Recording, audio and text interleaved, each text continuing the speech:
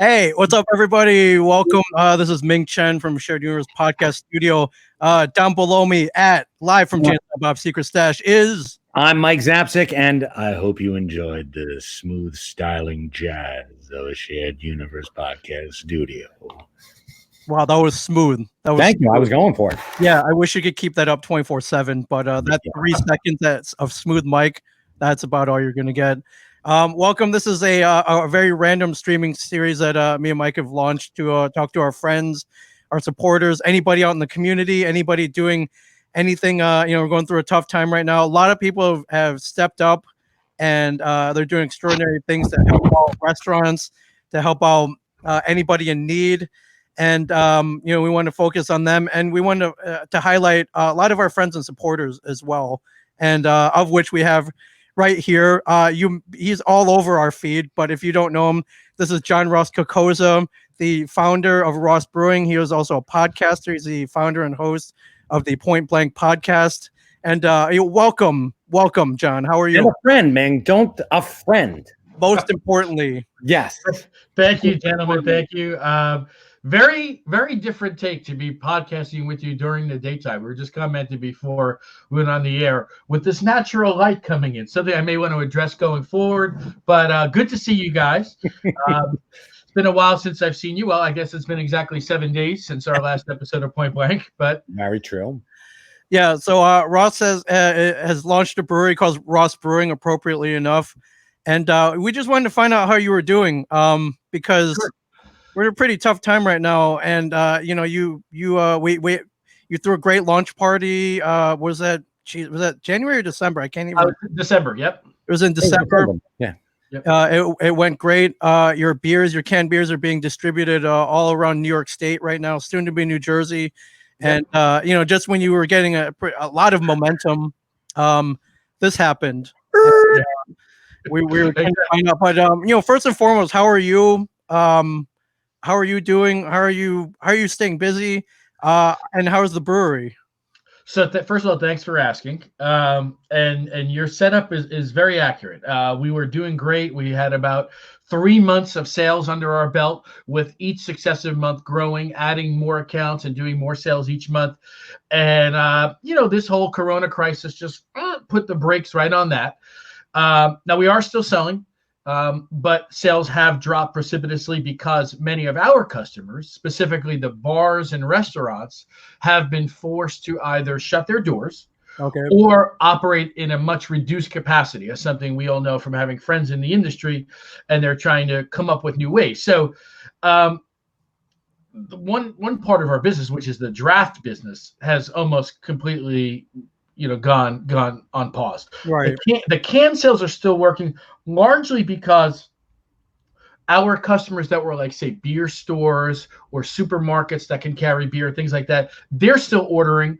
Matter of fact, strangely, last week, our single biggest order for one customer in one day went through, which was a landmark for us. It's not a huge number, but one customer took 10 cases of something, which, when we first started, which again was only 3 months ago, we were doing a lot of 1 and 2 case orders. They would sell through that right away. They would realize, wow, this beer is moving. So then on their reorders, they'd do maybe 2 or 3 or 4 cases. And then we started to see those creep up, 5, 6, 7 case orders. And that's when all this went on. But a particular store, which, we'll mention them, it's Holiday Beverage over in Staten Island, New York. They just put a reorder in. They said they're still moving and the beer's moving great. So they said, can we put a 10 case order in? And we said, we definitely can fulfill that. So hopefully we'll be able to pick up the momentum. The other aspect that was slowed down by this quarantine, this shelter in place order, is our physical brewery. Now, our physical brewery is going to be opening this year within Monmouth County, New Jersey, at a location that some of you guys may know. But what happened was our construction was ordered to a halt. Yes. It was deemed non-essential. There are some construction projects that are deemed essential. I don't know who makes a decision that brewery construction is non-essential. I think it should be. But so we're temporarily on hold. So our plans to open for the beginning of the summer, really we were keying in on, can we get a Memorial Day opening? That would just be great. That's definitely gone. Now it's, can we even get physically open by the end of the summer? So, my contractors who are desperate to get to work themselves, they want to, they've assured us, hey, listen, we're taking this time to kind of go over what we had to do, streamline it, coordinate with each other better, things that we don't ordinarily wouldn't have time to do if they jumped right into it, for example. They said, so we think that when we do get the green light again, the actual time that we're going to be building is going to be shorter. So from 3 months, get the project down to 2 months, Okay. So still allowing for a month of inspections and test brews and all this other crazy stuff that has to happen. But in any event, my point is, yeah, we've been affected, but definitely not affected as bad as some. We've been fortunate in that respect.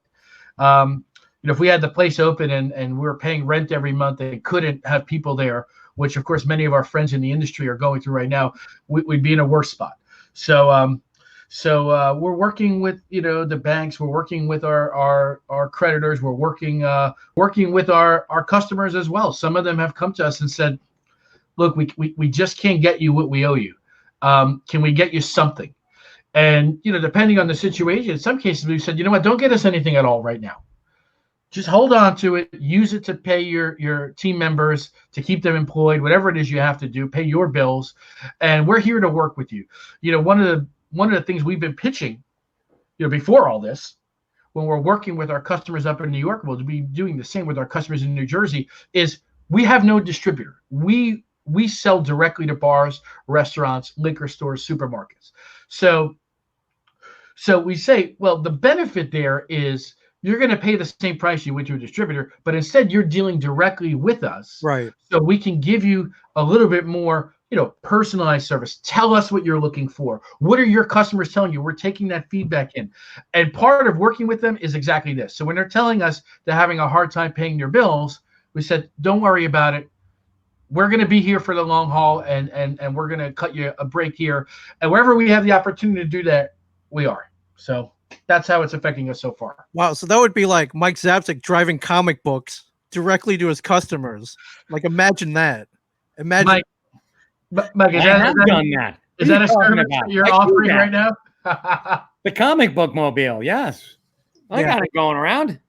He has done that, and I saw you picked up a new spot in Tarrytown, New York, very recently. So, yeah, that's true. Yeah, that's the bananas part. Even during this quarantine, we've actually been able to open a few new customers. Normally, here's a little inside baseball or inside brewery knowledge. When you're getting a new customer, you're going there, you're making a presentation, you're giving samples, you're taking them through what your beers are about, what your brand is about. Is there a resonation, between the two of you? And then they're going to decide whether to move forward or not. Well, obviously, we've had to change that approach during the quarantine. But that said, we are opening new customers. We just opened our newest one, as you said. Doesn't sound sexy when you first say it, okay? It's a 7-Eleven. But I have to tell you, we've been there. This is one of the top 3 or 4 craft beer selections I've ever seen. It's the 7-Eleven in Tarrytown, New York. Tarrytown, beautiful town right on the Hudson, right above the Bronx, right on the other side of the bridge from New Jersey, the Tappan Zee, which I believe is now called the Mario Cuomo Bridge. It's just a beautiful town. And correspondingly, this 7-Eleven is a little bit nicer than the one we have here in Little Silver. And it's an amazing craft beer selection. So we said, how can we be part of this selection? Because it's almost intimidating, some of the great brands they have there. And they've got great local brands from New York and New Jersey, but also from around the country, and not just the big distributor ones. Beers that we love, by the way, like Founders and Stone. Sure. They've got things like from the brewery out in California, and I mean literally, it's the brewery. I'm not just saying like, oh, that brewery in California that I don't remember. It's the brewery. Yeah, Old Nation Brewing. I think they're out in Michigan, so they've got good stuff. And so, they did get the samples, and they came back to us and they said, to start off, we'd like to carry all 3 of the beers that you have available, and that really made us feel good. That's amazing. So I think the big question for us and for anybody here, I know you're working on New Jersey, getting the beers in New Jersey. Has this situation set that back at all? So that's a really, really good question because we've had so many setbacks already. I don't know that we could bear another one on that front. Obviously, understanding setbacks with construction, that's a different story because of a quarantine. So, in fact, I want to say the optimistic part of me wants to say it may actually be helping. And here's what I mean. Okay. We got an email back from Trenton. Trenton being our state capital and where the state alcohol and beverage control licensing board is, saying, listen, we've got your application. We've had it for months and we've been backlogged for months and we couldn't look at it for a long time. Then when we looked at it, we said you have to make all these changes and we did all that, and that's all last year. So now they got back to us with this email just about a week or two ago and said, hey, we are finally up to your application again. Meaning the license, we were on hold for a month or so, but we're back processing licenses again. Looks like you've submitted everything that we asked you to.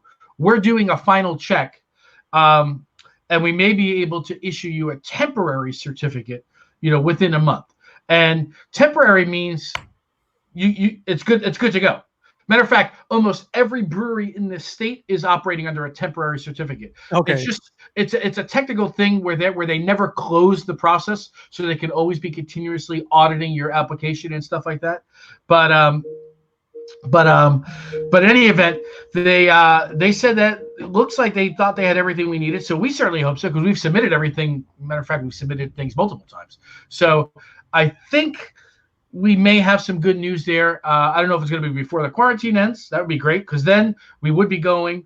Maybe we'll get Mike in the comic mobile door to door here in Monmouth County. Certainly, we would define what our delivery area is, but for consumers, we'd be able to give it right to them, as well as most importantly to our retail partners, all of the amazing bars, restaurants, liquor stores, beer stores, supermarkets. So we've got a number of people that have asked, hey, when you come here locally, can we be your first customer?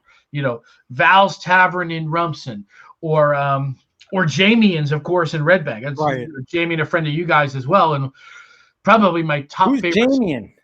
One of my favorite spots to hang out at. In Red Bank, it's my favorite spot. But I think the first customer is probably going to be my friend Bill Kenny over at the Little Silver Bottle Shop. Oh yeah, of which I was over there 2 days ago picking exactly. up. It's an amazing place. It's an oasis of craft beer in this area for sure. Yeah, I have a theory, John. What's that, Mike? I don't know if you'll subscribe to it. You'll be like, yes, no, maybe so. But I have a theory that the reason for the rise of your beer, your sales going up is because you're getting rid of the punk ass bitches of the beer world, such as, I don't know, Budweiser. They're selling out. They do. Yeah.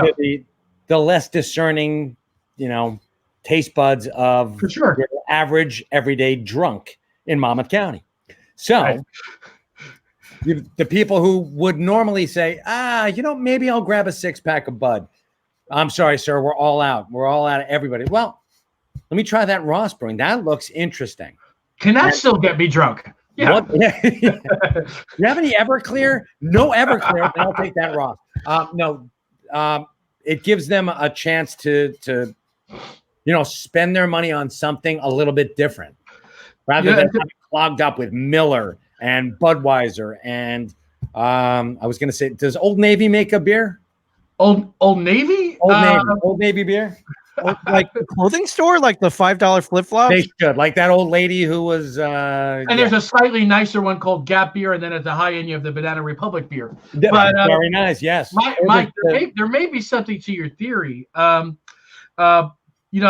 still am having routine calls with my customers. I had one this morning. It's a chain called Craft and Carry. I use the term chain loosely. They just opened their 4th store.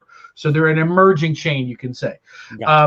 They've got 3 in Manhattan, 1 in Brooklyn. They're about to open a few more in some of the other boroughs. And then they're looking to expand into Hoboken and Jersey City as well. But in any event, they've got a nice concept. You can go in, you can pick out any can from an amazing selection. You can enjoy it on site.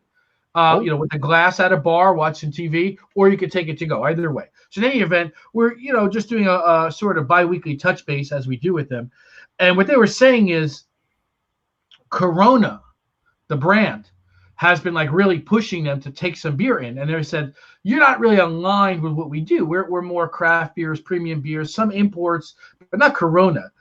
And the Corona rep shared with them, our sales have bottomed out. Chalk it up to name confusion, brand confusion, but they said branding, yes, absolutely been killed during this coronavirus crisis, and they said we'll essentially give you the beer for free. And in this particular case, that customer still said, even at free, it's too much for us. Back when I was drinking, I would have been all over that. Right. I own a bar. We before we had Ross Brewing, we had built, owned, and operated a couple of pubs, a couple of bars, craft beer bars. One here in Monmouth County, Maloney's Pub and Grill in Matawan, New Jersey. It's still there. 10 years later, it's still there. I'm very impressed. Now we're not involved anymore. We opened it in 2008. We had sold it to our partner in 2010.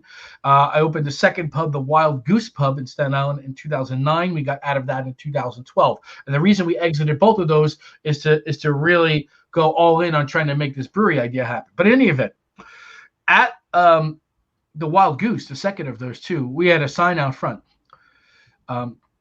600 beers inside, no Bud Miller Coors Corona. and I think what we did there is we really told people who we were, and that we're not wasting their time, they're not wasting our time. Listen, if you want to try a whole bunch of different beers, this is the spot. If you're looking for the Miller Lite or what have you, try one of the 80 other spots on this block. But not plenty of old man bars over there. Yeah, exactly. I love that. So you guys were kind of at the forefront of that. He's like, man, we ain't got any of that crappy beer here. We got good beer here. We have curated beer here. We care about our beer here, which is amazing. And Maloney's very well known right now. But I believe I believe you laid down the foundation. For sure. That's that concept there is something I started working on in 2007. I had a friend that had the building. He had a number of tenants come in and out, mostly Italian restaurants, and they weren't making it. And they were lasting 3, 4, 5, 6 months. He said, well, what should I do? Should I just sell this building? And I said, no, I've got an idea. Why don't we do it together? That way you don't need a tenant. We're going to be the tenant ourselves. And we came up with an arrangement, and I had, reams of documents of, concepts I had sketched out, in terms of like the beer club, pairing it with food, having each menu on the item be made with a different type of beer that we were also selling, just a whole bunch of different ideas. And he loved it. So we went forward with that, and we had a good partnership for about a year, a rougher partnership for the second year. And then that's when I said, listen, I want to do this same concept on my own. Can we negotiate maybe some sort of buyout? And I was very cordial. In fact, when I was opening the Wild Goose, due to like some mishap with the restaurant supply, our French fryers, our oil fryers didn't get delivered, and we were supposed to open. And so, my partner from Maloney's, but at that point, my former partner, he said, he goes, I've got 3 fryers, take one until yours arrive. Wow. So, but then we did kind of engage in a little bit of a Cold War. When we opened Maloney's, we had 32 taps. When I opened the Goose, I had 48 taps. Then at at Maloney's, he went up to 72 taps. Right. We went up to 84 at the Goose. When he went to 120 at Maloney's, we tapped out. We said, okay, we tapped out. Yeah. I don't blame you. Good call. Tapped out. There's also. Go ahead, Ming. Well, I mean, how do you keep all those lines straight? And I mean, come on. Exactly. There's a point of diminishing returns. If your volume's not there, could you be, is all the beer moving? You want to keep it fresh. You want to have the right beers on. So listen, there's a formula that works for everybody. I think there's a place down in Atlantic City, Firewaters in Tropicana. They've got something like 101 taps. So, there's ways you can make it work or not work. We've got a couple of good customers right now over in Staten Island at Tommy's Tap and Tavern. Of course, they're right here in Seabright. They've got one in Freehold, Edison, Princeton coming. They're all over our selling area, and they're good friends. And they've got a good mix. They seem to keep it working with about 40 taps, in terms of the right amount of new beer, fresh beer, and to keep it moving. for sure. That's enough to keep straight. So. Right. This has nothing to do with beer, but our friend Mo Youssef say, Mike, do you guys have Walking Dead #1?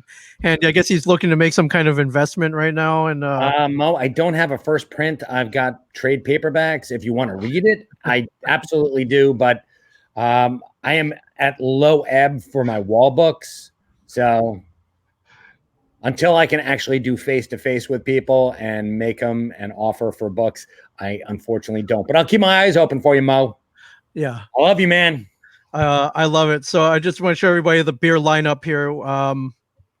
Currently, we had 6 on tap, I believe, at the launch party, correct? We did. We had our core 5 that we're launching with, which is our Navasink Double IPA, our Shrewsbury Amber Lager, our Passaic Honey Vanilla Porter, our Manasquan Belgian Wit Beer, and our Raritan Red Rye. The 6th beer we had that day is we also did a blackberry variant on the Manasquan Wit Beer, and if you remember, that was very popular, man. It was. That ran out.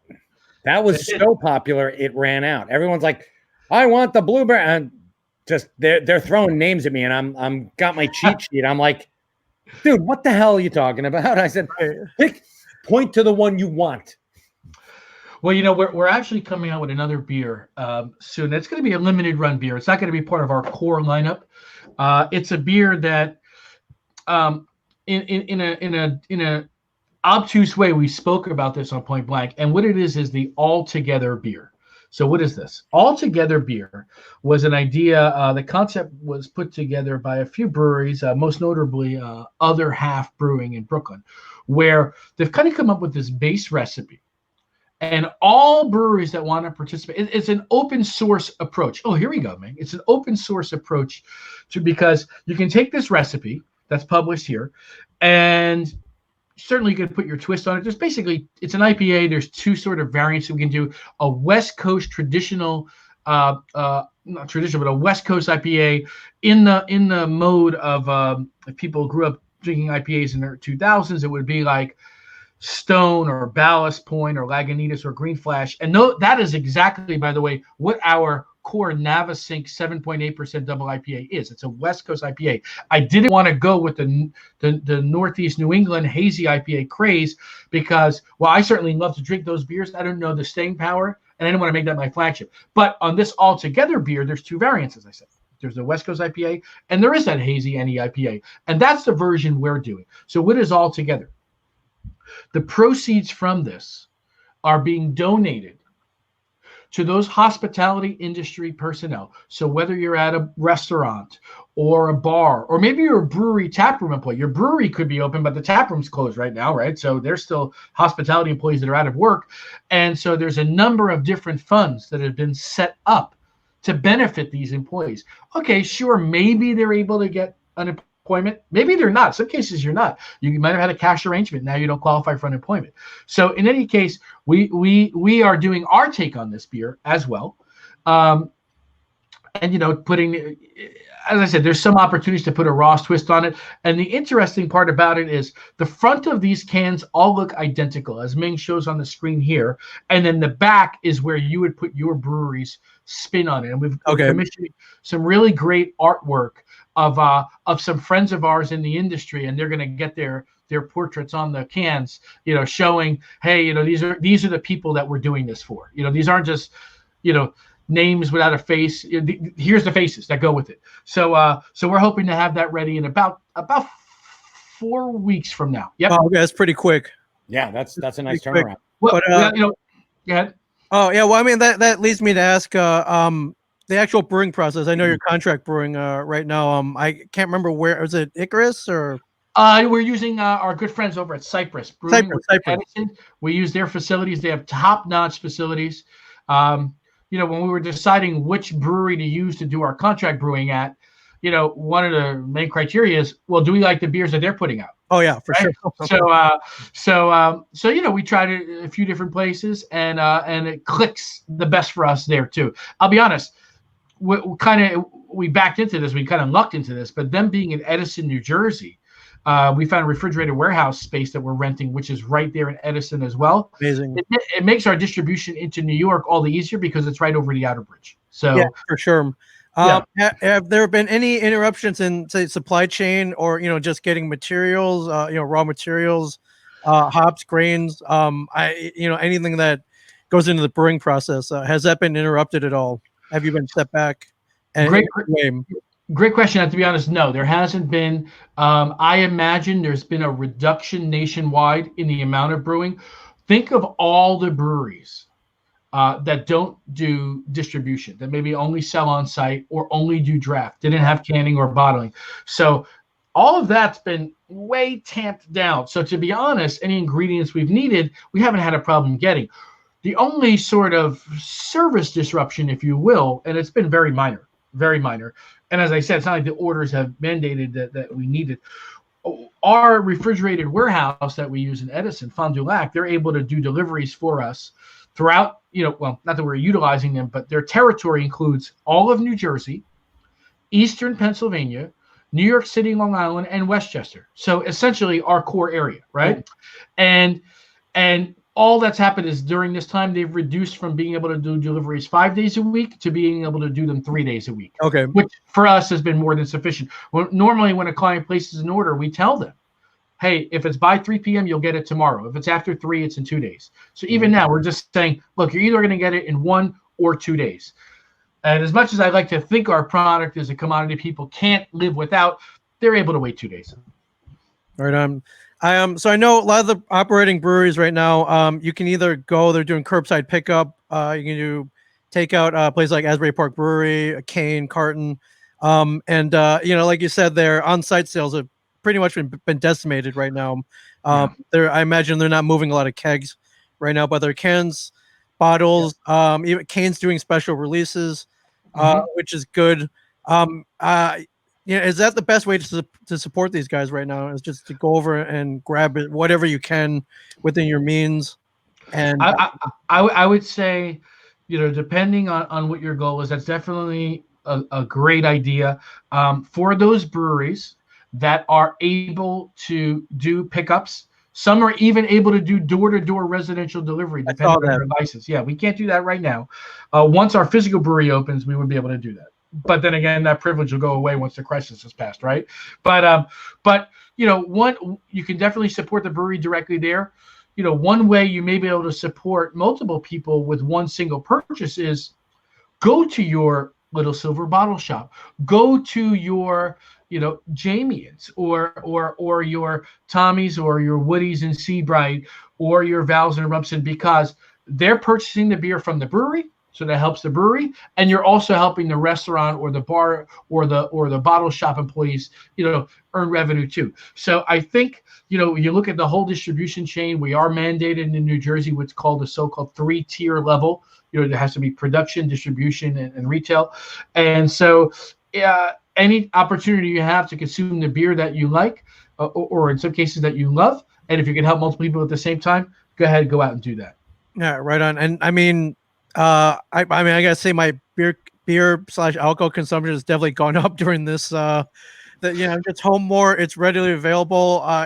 Prior, maybe it's frowned upon to drink at work, but if you're working at home, I think those lines are a little more blurred than usual. It's 5 o'clock somewhere. Right. And I urge, if you're a beer drinker, if if there's something you love, pick up an extra case, pick up extra few cans, support them so they can keep going when this is all over. And when this is all over, we're having one hell of a party for sure. Yeah, and craft beer makes a phenomenal gift for somebody. If you're just thinking about somebody, even me who doesn't drink, I can go out and buy a friend. Hey, Ming, here's a case of beer. That's a great call, Mike. Thank you for bringing that up.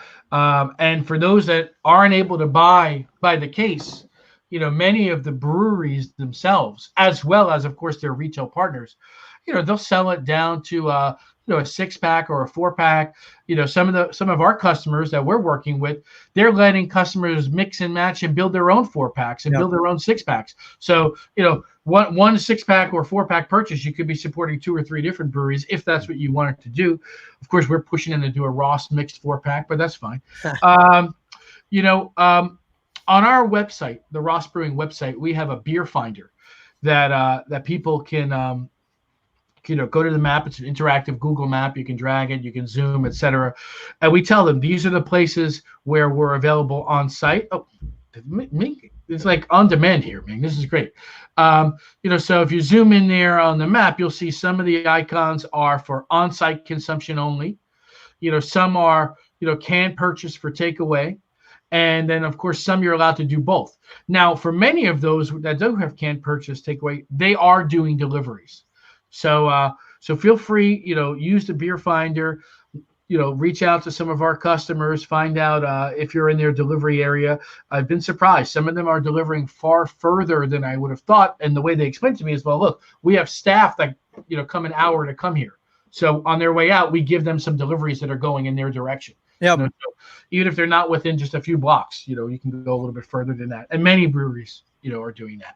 Yeah, and if you're not a drinker, or you might have enough beer, a lot of these breweries have amazing merchandise, which we are demonstrating here. These Ross Legacy hats are some of the best I've ever worn. I'm not just saying that. I'm very particular about my headwear, and so is Mike. And these Ross Legacy brand hats are amazing. And I'm thinking you have a nice supply of them, which can be mailed out immediately. The mail is still up and running. The merch is still up and running. And I appreciate you saying that, Ming. Yeah, we do. We've got we've got our hats up there. We started out with just the original, the gray and the blue trucker hats. We added the wax hats, which I think I'm modeling now, but Mike has worn that before on Point Blank as well. And then we've got the Carhartt and North Face brand, knit beanies. Okay, so we're entering the time of year where people probably aren't buying knit beanies as much, but in the winter we definitely moved quite a few of those. I actually just did a run over to the Little Silver Post Office yesterday for quite a few orders. I think I had like 4 orders going out. Nice. 2 here in New Jersey, 1 to Pennsylvania, and 1 to, I think it was South Dakota. So somebody probably saw, maybe they're fans of you guys, and that introduced them over to the Point Blank podcast, and they saw us, and so they placed an order for hats. So there's someone in South Dakota is going to be wearing a Ross Brewing hat. So let's love it, man. Is it Al Swearingen? Al Swearingen, you make Deadwood, South Dakota, possibly. Yeah. Yeah. Cock sucking hat. Oh, pardon me. Cork sucker. This cork sucking hat. Swidgy. And speaking of the Point Blank podcast, Point Blank podcast streams live every Wednesday at 8:30 ish. 8:30. Yeah, until we decide to end it. And I definitely recommend you tune into that. Pop culture, entertainment, games. Ming Chen, Mike Zapsik. Tonight at 8:30 Eastern time, we are featuring special guest Brian O'Halloran. Who is supposed to be here today, from what I hear. Dante from Clerks. And tune in every Wednesday. We've been doing it remotely, and we've been on a very once a week consistent schedule, which is pretty awesome. It's amazing. And John, I just have to ask about Brian. Did you owe him money? Is this payback? Is that what happened? He said anything he can do that would allow him to torture Mike Z. I said, beautiful. Right here. I love Brian. I love busting his balls. He is the only person who, aside from me, came closest to getting into a physical confrontation with someone we all know and love.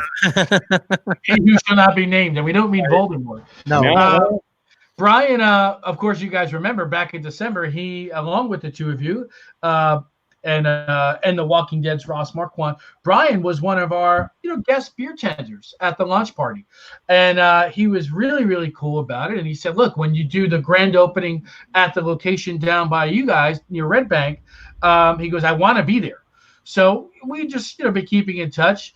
And I said, "Look, now that we're on a more regular schedule for Point Blank than we ever have been before, thanks to the quarantine, would you want to come by?" And he, we bounced some dates around, and I think he was doing, Ming, he had a one of these virtual conventions that you've been, so he was doing some prep work for that, and that prevented him, I think, the last couple of weeks. He was also doing a live read of a theatrical production. Yes. Yeah, so he had some rehearsals for that as well, and we put this date out there, And yeah, so we're gonna make it happen. It should be a lot of fun. We're gonna have a couple of fun games as we do each week, and we're certainly gonna hold his feet to the fire on any number of issues. Awesome. Yeah, definitely. Everybody, if you're tuning into this, tune in tonight at 8:30 for sure for more shenanigans. Yeah, I don't know if I missed anything. Let me know. But yeah, thank you for jumping up with us. I think we have 3 hours tonight, Ming, to do. hit anything we didn't hit right now. We do. And check out. I hope not 3 hours, Mike. So Christopher here says, where can I find the podcast? It'll be streaming on Facebook, where you're watching now, and we usually I'll probably put it on possibly YouTube and Twitch as well. But Chris, wherever you are now, you'll find it here tonight as well. Definitely beautiful. Definitely. And Chris, what I would also say to that is if you want to listen to any of the previous episodes, I think we're up to episode 48 now. So the first 47, they're all available on your Shared Universe page, on SoundCloud, on Apple Podcasts, on Spotify. It's everywhere. Wherever you get your fine feature-length podcasts. For sure. Well, John, thank you very much for jumping in with us. Always our shenanigans. And John, you're the man. We look forward to seeing you tonight. Thank you, everybody, for tuning in. Yeah, we're going to try to, for now, like Monday, Wednesday, Friday, about this time, be talking to somebody fun. And who knows, the list is growing long. We might have to start expanding that. But thank you for jumping in with us. We just wanted to make sure everything was going well, moving forward. And let everybody know what's going on with you. Yeah, for sure. I really appreciate that opportunity and the platform, guys. Thanks for doing this. And, during all this time, let's all remember, whatever we can all do to help each other, it's going to be better off for everybody. Well said, my friend. Very nicely said. Awesome. Thank you very much. I'll see you guys later. Bye-bye.